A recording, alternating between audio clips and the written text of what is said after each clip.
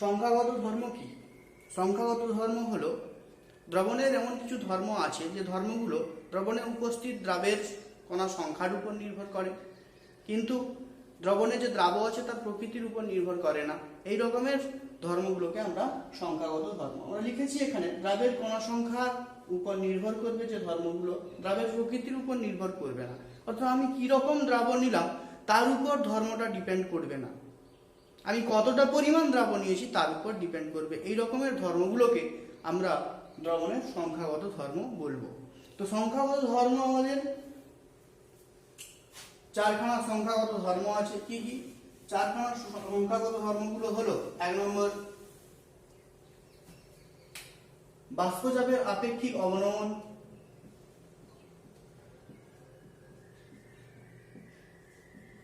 আপেক্ষিক অবনমন। 2 নম্বর হচ্ছে স্ফুটনাঙ্কের উন্নয়ন,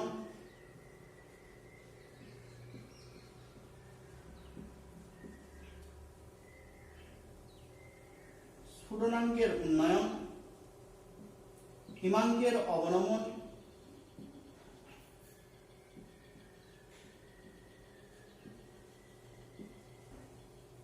4 নম্বর হলো অভিস্রাবণ চাপ।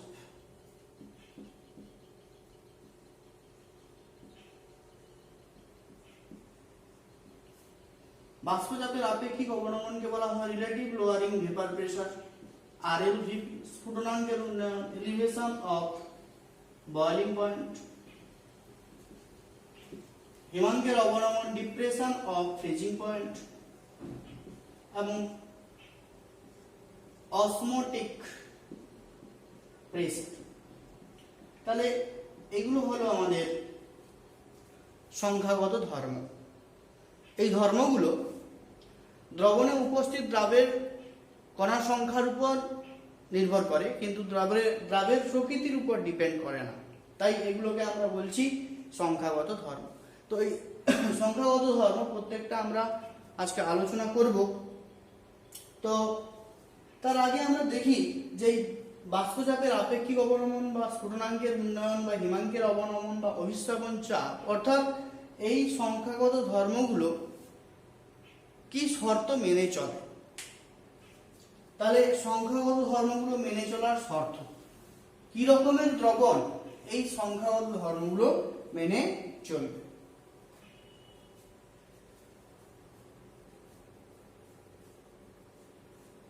1 নম্বর,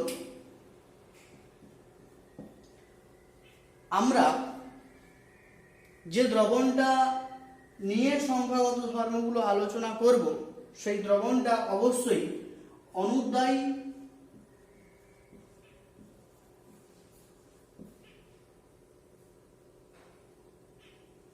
তড়িৎ অবিশ্লেষ্য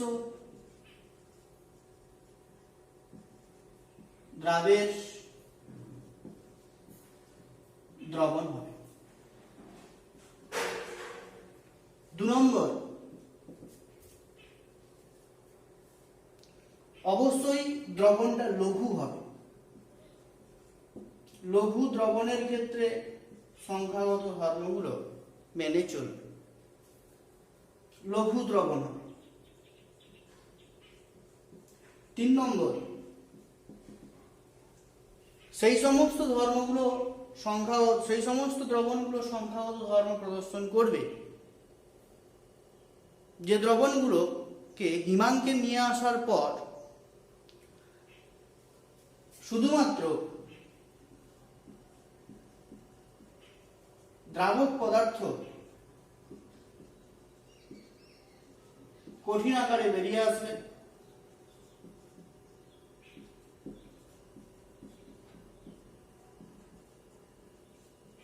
তাতে দ্রাব যুক্ত থাকবে না। আমি আরেকবার রিপিট করে দিচ্ছি সংখ্যাগত ধর্ম কি এবং কোন কোন ক্ষেত্রে সংখ্যাগত ধর্মগুলো প্রযোজ্য হয়, কেমন দ্রবণের ক্ষেত্রে সংখ্যাগত ধর্মগুলো প্রযোজ্য হয়। সংখ্যাগত ধর্ম আমরা দ্রবণের সেই সমস্ত ধর্মগুলোকে বলবো যারা দ্রবণে উপস্থিত দ্রাবের কণার সংখ্যার উপর নির্ভর করবে, কিন্তু দ্রাবের প্রকৃতির উপর নির্ভর করবে না। এই রকমের ধর্মগুলোকে আমরা সংখ্যাগত ধর্ম বলবো। সংখ্যাগত ধর্ম সেই সমস্ত দ্রবণ প্রদর্শন করবে যারা লঘু দ্রবণ হবে, এবং যে দ্রবণটা তৈরি হয়েছে সেটা যদি অনুদ্বয় তড়িৎ অবিশ্লেষ্য দ্রাবের দ্রবণ হয় তবে গিয়ে সংখ্যাগত ধর্ম প্রদর্শন করবে ওই দ্রবণটা। 3 নম্বর কন্ডিশন হচ্ছে সেই সমস্ত দ্রবণগুলোই সংখ্যাগত ধর্ম প্রদর্শন করবে যাদেরকে হিমাঙ্কে নিয়ে আসলে কি হবে, তরলটা কঠিনে পরিণত হয় এবং ওই তরলের ভিতরে কি থাকবে, দ্রাব এবং দ্রাবক থাকবে।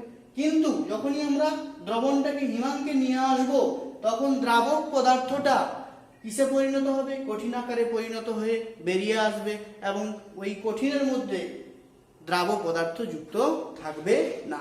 এই রকম দ্রবণগুলোই সংখ্যাগত ধর্ম প্রদর্শন করবে। এরপরে আসা যাক, এই যে সংখ্যাগত ধর্মগুলো আমরা দেখেছিলাম, সেই সংখ্যাগত ধর্মগুলোর মধ্যে আজকে আমরা যেটা পড়ব সেটা হচ্ছে আরএলভিপি বা রিলেটিভ লোয়ারিং ভেপার প্রেসার বা বাষ্পচাপের আপেক্ষিক অবনমন। বাষ্পচাপের আপেক্ষিক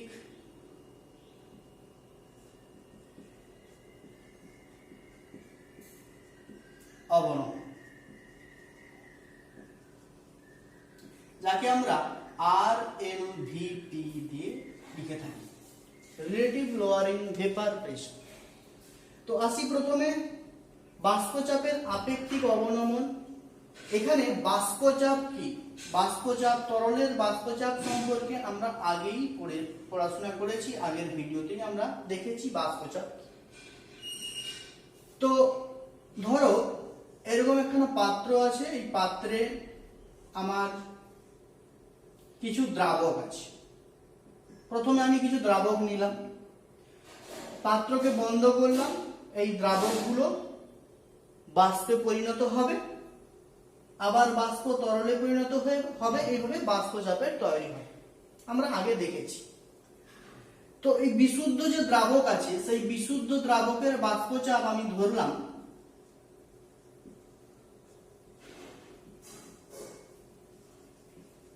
বিশুদ্ধ দ্রাবকের বাষ্পচাপ আমি ধরলাম P0। এবার এই বিশুদ্ধ দ্রাবকে আমি কিছু অনুদ্বায়ী তড়িৎ অবিশ্লেষ্য দ্রাব যোগ করলাম।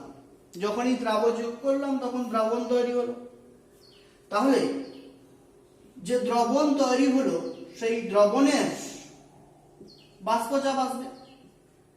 এই দ্রবণের বাষ্পচাপ আমি P ধরে নিলাম, এবং আমরা আগের ভিডিওতে দেখেছি যে দ্রবণের বাষ্পচাপ বিশুদ্ধ দ্রাবকের বাষ্পচাপ অপেক্ষা কম হবে। তার কারণ যে দ্রাবকটা আমরা এখানে ইউজ করছি সেটা কেমন, অনুদ্বায়ী দ্রাবক, তাই জন্য আমরা দেখব যে P লেস দেন P0। তাহলে বাষ্পচাপের কি হলো, যখন আমি বিশুদ্ধ দ্রাবক থেকে দ্রবণে পরিণত করলাম তখন বাষ্পচাপের অবনমন ঘটলো, অর্থাৎ বাষ্পচাপ কমে গেল। তাহলে বাষ্পচাপের অবনমন কত হলো বা বাষ্পচাপ কতটা কমলো, বাষ্পচাপের অবনমন হলো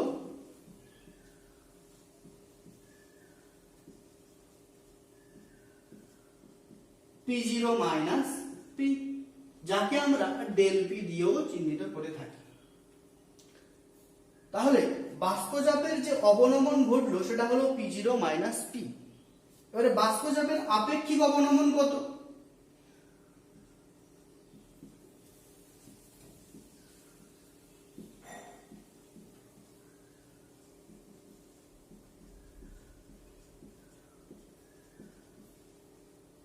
কার সাপেক্ষে কমলো, বিশুদ্ধ দ্রাবকের সাপেক্ষে কমেছে।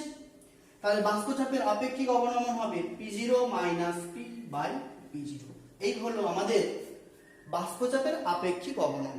তাহলে আমি আবার রিপিট করে দিচ্ছি ব্যাপারটা।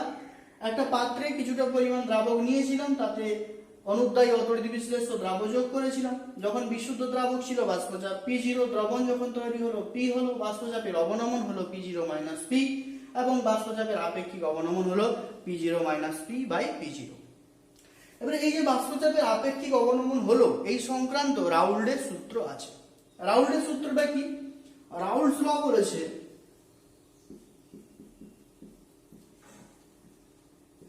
যে এই যে অনুদ্বয় অতরিত বিশ্লেষ্য দ্রাবক যোগ করার পর যে দ্রবণ পেলাম, সেই দ্রবণের বাষ্পচাপের আপেক্ষিক অবনমন অর্থাৎ del P by P zero বা P zero minus P by P zero, এইটি কার সঙ্গে সমান? দ্রবণে উপস্থিত দ্রাবের মোল ভগ্নাংশের সঙ্গে সমান। দ্রবণে উপস্থিত দ্রাবের মোল ভগ্নাংশের সঙ্গে সমান। তাহলে del P by P zero equal to x2। x2টা কি? x2 হলো দ্রবণে উপস্থিত দ্রাবের মোল ভগ্নাংশ। দ্রবণে উপস্থিত দ্রাবের মোল ভগ্নাংশ। তাহলে আমরা দেখতে পাচ্ছি del P by P zero equal to x2। x2 মানে মোল ভগ্নাংশ, মানে এটাকে আমরা লিখতে পারি দ্রাবের মোল সংখ্যা ডিভাইড বাই দ্রাবক প্লাস দ্রাবকের মোল সংখ্যা। এটাই হলো আমাদের রাউল্ডের সূত্র। তাহলে রাউল্ডের সূত্র কি হলো? একটি অনুদ্বয়ী একটি অতরিত বিশ্লেষ্য দ্রাবের দ্রবণের বাষ্পচাপের আপেক্ষিক অবনমন কার সঙ্গে সমান? দ্রবণে উপস্থিত দ্রাবের মোল ভগ্নাংশের সঙ্গে সমান।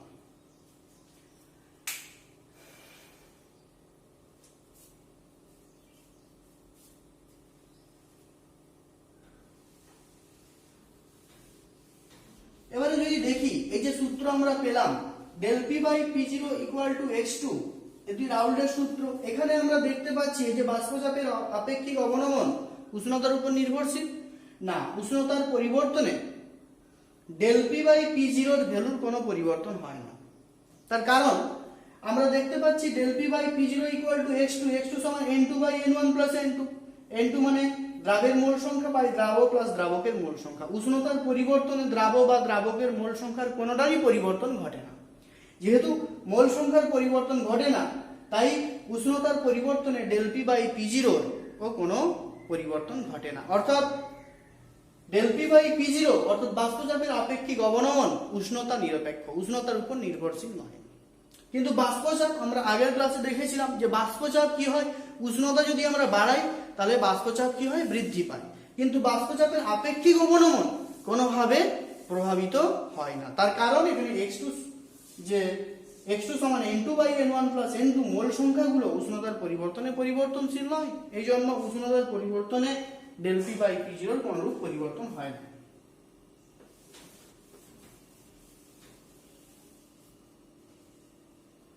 এবারে আমরা আগের ক্লাসে দেখেছিলাম যে বাষ্পচাপের অবনমন, একটু যদি আগের ভিডিওটা দেখো তোমরা তাহলে দেখবে যে বাষ্পচাপের অবনমন যখন আমরা একটা বিশুদ্ধ দ্রাবকে অনুদ্বয় দ্রাবক যোগ করি তখন বাষ্পচাপের অবনমন ঘটে। তো সেই অবনমন সংক্রান্ত রাউল্ডের একটি সূত্র ছিল। সূত্রটা হচ্ছে P equal to P0 into x1। P হচ্ছে দ্রবণের বাষ্পচাপ, P0 হচ্ছে বিশুদ্ধ দ্রাবকের বাষ্পচাপ,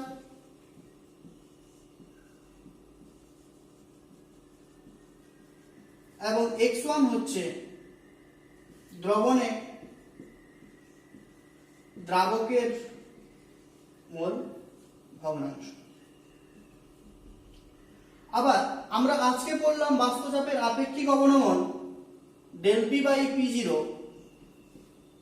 ইকুয়াল টু x2। অর্থাৎ বাষ্পচাপের অবনমন সংক্রান্ত যে সূত্র P equal to P0 into x1, এই সমীকরণ থেকে আমরা এই সমীকরণে আসতে পারি কিনা দেখব। দেখো আমরা লিখতে পারি এই সমীকরণটাকে, একটু রিপিট করছি আমি, P equal to P0 into x1। তো একটা দ্রবণে দ্রাবক এবং দ্রাবকের মোল ভগ্নাংশের সমষ্টি কত হয়? x1 plus x2 equal to আমরা সবাই জানি 1। অর্থাৎ দ্রবণে যে দ্রাবক এবং দ্রাবক থাকে তাদের মোল ভগ্নাংশের সমষ্টি হয় 1। তাহলে এখান থেকে আমরা লিখতে পারি P equal to P0 into x1 এর জায়গায় আমরা লিখতে পারি 1 মাইনাস x2। ঠিক তো? তাহলে এখানে আমরা লিখতে পারি P equal to P0 minus P0 into x2। তাহলে আমরা লিখতে পারি বা P0 minus P equal to P0 into x2, P0 minus P equal to P0 x2। তাহলে P0 minus P by P0 equal to x2। তাহলে বাষ্পচাপের অবনমন সংক্রান্ত রাউল্টের সূত্র থেকে আমরা বাষ্পচাপের আপেক্ষিক অবনমন সংক্রান্ত রাউল্টের সূত্রে আসতে পারি। এবারে আমরা রিভার্সও করতে পারি, এখান থেকে এই সমীকরণেও আসতে পারি, অর্থাৎ বাষ্পচাপের আপেক্ষিক অবনমন থেকে বাষ্পচাপের অবনমন সংক্রান্ত রাউল্টের সূত্রেও আসতে পারি। সেটা তোমরা নিজেরা চেষ্টা করবে। তো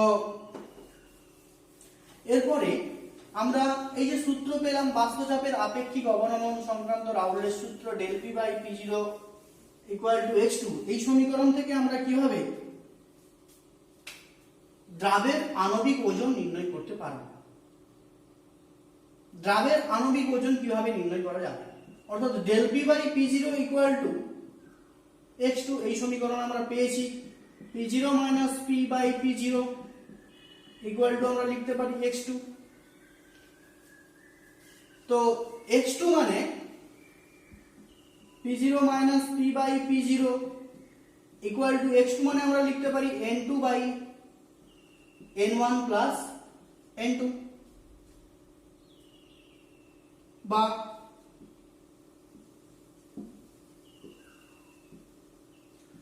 P0 minus P by P0 equal to n2 মানে মোল সংখ্যাটা, দ্রাবের মোল সংখ্যা মানে দ্রাবের পরিমাণ বাই দ্রাবের আণবিক ওজন ডিভাইড বাই দ্রাবকের পরিমাণ বাই দ্রাবকের আণবিক ওজন।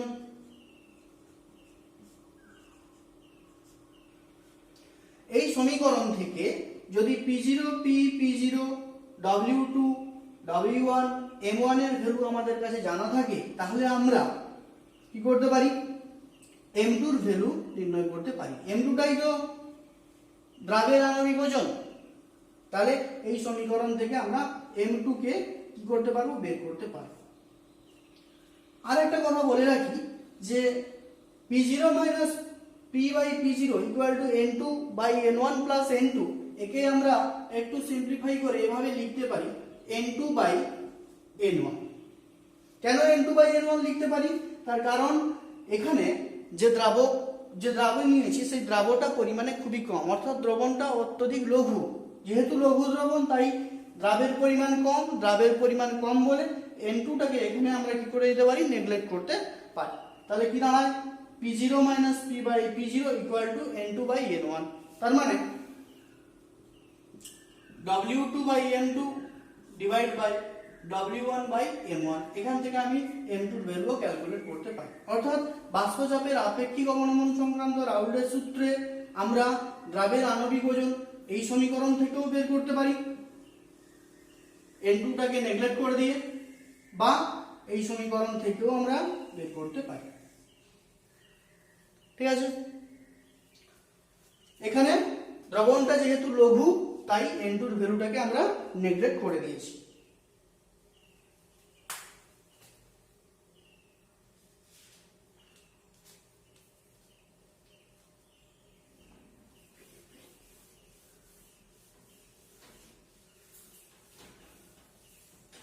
এবারে বাষ্পচাপের আপেক্ষিক অবনমন একটি সংখ্যাগত ধর্ম, তুমি কিভাবে ব্যাখ্যা করবে।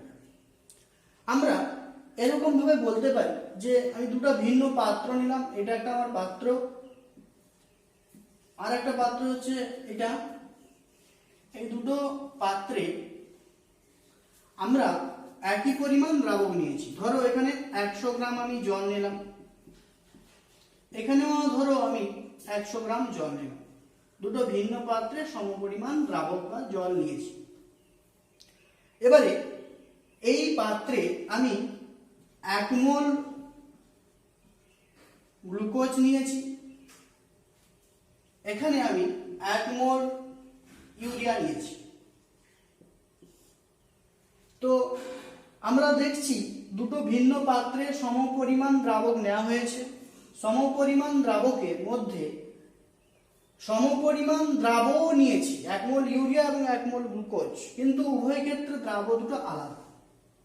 দ্রাব দুটো আলাদা হওয়া সত্ত্বেও যে দুটো দ্রবণ আমরা পেয়েছি, এই দুটো দ্রবণের বাষ্পচাপের আপেক্ষিক অবনমন উভয় ক্ষেত্রে একই হবে। এই পাত্রে যা হবে বি পাত্রেও তাই হবে। অর্থাৎ বাষ্পচাপের আপেক্ষিক অবনমনে আমি কি রকমের দ্রাব নিলাম তার উপর ডিপেন্ড করে না, আমি কতটা পরিমাণ দ্রাব নিয়েছি তার উপর ডিপেন্ড করে বাষ্পচাপের আপেক্ষিক অবনমন কি হবে। যেহেতু উভয় ক্ষেত্রে দ্রাবের পরিমাণ একই আছে, তাই বাষ্পচাপের আপেক্ষিক অবনমনও উভয় ক্ষেত্রে একই হবে।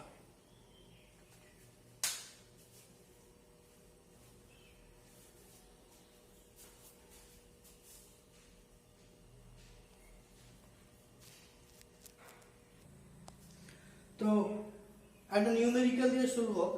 একটি অনুদ্বয়ী দ্রাবের 12.2% ওজন জলীয় দ্রবণের বাষ্পচাপ 100 ডিগ্রি সেন্টিগ্রেড উষ্ণতায় 746.6 মিলিমিটার Hg হলে দ্রাবের আণব ভর নির্ণয় করো।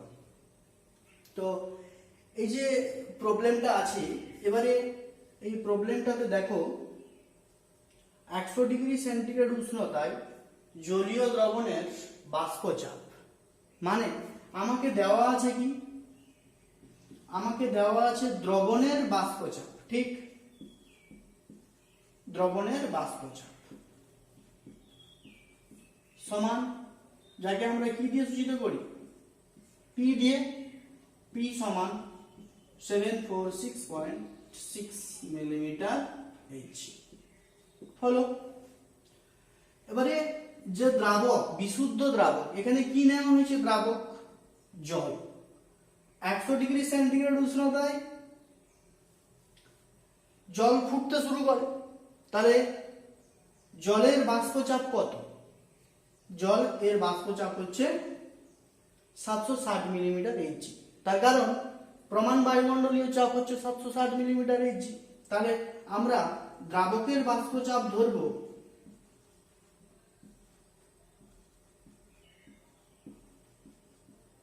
P0 সমান কত, 760 মিলিমিটার Hg হলো। তাহলে বাষ্পচাপের অবনমন ঘটেছে। বিশুদ্ধ দ্রাবক যদি থাকতো তাহলে 760 মিলিমিটার Hg হতো, দ্রবণের বাষ্পচাপ 746.6 মিলিমিটার Hg হয়েছে। তাহলে P0 এবং P এর ভ্যালু আমরা পেলাম। এবারে আমরা সূত্রটাতে কি জানি, সূত্রটাতে জানি P0 minus P by P0 equal to x2, x2 equal to n2 by n1 plus n2। তো n2 মানে আমাদেরকে বের করতে হবে কি, আণব ভর, কার, দ্রাবের। তার মানে n2 কে লিখতে হবে w2 বাই m2 আকারে। তাহলে w2 মানে দ্রাবের পরিমাণ কত, এখানে এক্সপ্রেশন দেওয়া আছে দ্রাবের এত পার্সেন্ট, 12.2% ওজন জলীয় দ্রবণ আছে। তাহলে এখানে বলা আছে 12.2% ওজন মানে 100 গ্রাম দ্রবণে দ্রাব থাকে 12.2, তাহলে দ্রাবের পরিমাণ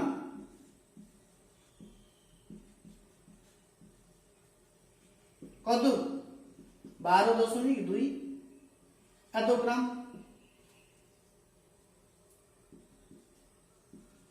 দ্রাবকের পরিমাণ 100 মাইনাস 12.2, তার কারণ দেখো 12.2% ওজন জলীয় দ্রবণ, তাহলে দ্রবণের ভিতরে কি থাকে, দ্রাব থাকে এবং দ্রাবক থাকে। তাহলে দ্রবণটা হচ্ছে 100, দ্রাব আছে 12.2, তাহলে দ্রাবক আছে 100 মাইনাস 12.2। তাহলে এটা হবে 0.8,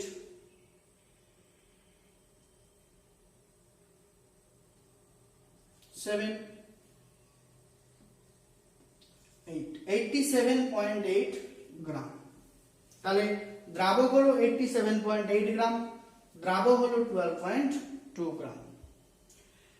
এবারে আমরা যে সূত্রটা জানি সেই সূত্রটা একটু অ্যাপ্লাই করব। সূত্রটা হলো P0 minus P by P0 equal to x2, আমি এক লাইনে লিখছি, n2 by n1 plus n2। আমরা ক্যালকুলেশনের সুবিধার্থে n2 টাকে নেগলেক্ট করে দেব, কারণ যেহেতু লঘু দ্রবণ। n2 by n1 equal to আমরা লিখতে পারি w2 by m2 divide by W1 by M1। Clear হয়েছে ব্যাপার? তাহলে এখানে P0 মাইনাস P0 প্রত্যেকটার ভ্যালু আমরা জানি, বসিয়ে দেব। কত হবে?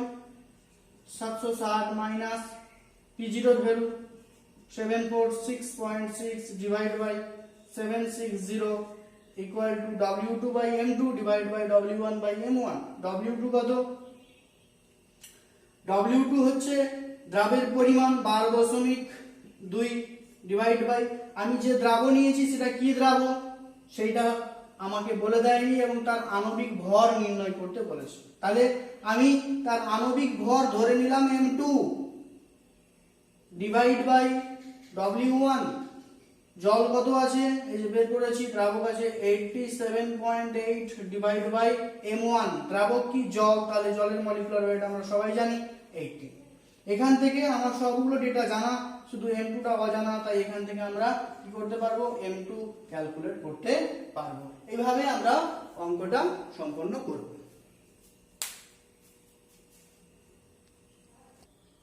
চলো আরেকটি নিউমেরিক্যাল দেখা যাক। 25 ডিগ্রি সেন্টিগ্রেড উষ্ণতায় জলের বাষ্পচাপ 23.55 মিলিমিটার Hg। 100 গ্রাম জলে 6 গ্রাম ইউরিয়া দ্রবীভূত করলে ওই দ্রবণের বাষ্পচাপ কত হবে? ইউরিয়ার আণবিক ভর দেওয়া আছে 60। তাহলে জলের বাষ্পচাপ দেখো, এই 25 ডিগ্রি সেন্টিগ্রেড উষ্ণতায় জলের বাষ্পচাপ মানে আমাকে বিশুদ্ধ জলের বাষ্পচাপ দেওয়া আছে, তার মানে আমাকে P0 টা সাপ্লাই করা আছে। তাহলে P0 ইকুয়াল টু কত? 23.55 মিলিমিটার Hg। ঠিক আছে, এবারে 100 গ্রাম জলে 6 গ্রাম ইউরিয়া দ্রবীভূত করলে ওই দ্রবণের বাষ্পচাপ কত হবে? তাহলে আমাকে দ্রবণের বাষ্পচাপ P বের করতে বলেছে। ঠিক, তাহলে এখানে জল কত? জলের পরিমাণ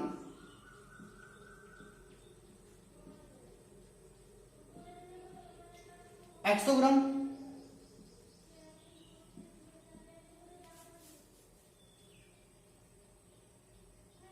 ইউরিয়া কত দ্রবীভূত আছে? ইউরিয়ার পরিমাণ দেওয়া আছে 6 গ্রাম। ঠিক আছে, তো আমাকে বের করতে বলেছে পি। এবারে আসি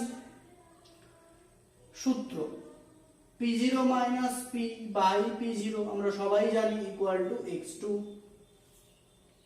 x2 ইকুয়াল টু আমরা জানি n2 by n1 plus n2। ঠিক, আমি বলেছিলাম তোমাদের যে ক্যালকুলেশনের সুবিধার্থে যেহেতু এটি লঘু দ্রবণ তাই এখানে নিচে যে n2 আছে সেটাকে আমি নেগলেক্ট করে দিতে পারি, তোমরা রাখতে পারো, কোনো অসুবিধা নেই।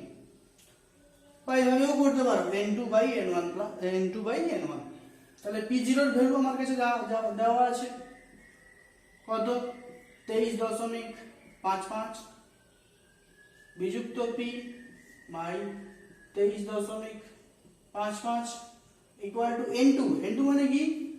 মোল সংখ্যা। কার মোল সংখ্যা? দ্রাবের মোল সংখ্যা, মানে W2 বাই M2 লিখতে পারি divide by W1 by M1। ঠিক, এবারে দেখো এদিকে নিয়ে আসলাম আমি 23.55 বিযুক্ত P বাই 23.55 সমান W2 এর ভ্যালু কত? W2 মানে দ্রাবের পরিমাণ মানে ইউরিয়ার পরিমাণ কত গ্রাম? 6 বসালাম। M2 মানে কত? দ্রাবের আণবিক ওজন দেওয়া আছে, আমাদের আণবিক ওজন কত? 60 হলো বাই W1 মানে জলের পরিমাণ কত? 100 ডিভাইড বাই জলের আণবিক ওজন M1, সেটা আমরা সবাই জানি H2O। H2O মানে আণবিক ওজন হচ্ছে 18। এবার সবগুলো ভ্যালু এখানে জানা, শুধুমাত্র P টাই আননোন। এখান থেকে আমরা P ক্যালকুলেট করতে পারবো এবং তার ইউনিট কি হবে? এত মিলিমিটার Hg।